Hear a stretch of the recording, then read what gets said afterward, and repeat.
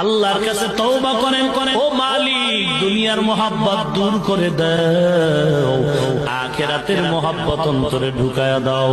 কারণ দুনিয়ার মোহাব্বত নিয়ে যদি কবরে যাও, কবর দুই পাশের মাটির ছাপ আসবে, জাহান্নামের আগুনে কবর ভরে যাবে, হাসরের ময়দানে আযাবের কোনো শেষ নাই। এরে আল্লাহর বান্দা, যুবক বাবাজি ও পর্দার আড়ালের মা, টুপির কারণে মাথা নষ্ট না, দাড়ির কারণে সম্মান কমে নাই।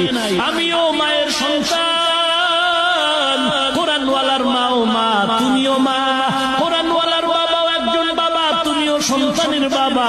মাদ্রাসায় কোরআন পড়ে সম্মান কমে নাই রে বাবা। দেখো আমগো মাদ্রাসায় খবর নাও, কত র্যাবের ছেলে কোরআন পড়ে, আর্মির ছেলে কোরআনের হাফেজ, ডিসির ছেলে কোরআনের হাফেজ, এসপি সাহেবের ছেলে কোরআন পড়ে। কারণটা কি? বলে দুনিয়ার সব কামাই করলাম, কবরে যাওয়ার পরে কোনো কামাই করতে পারলাম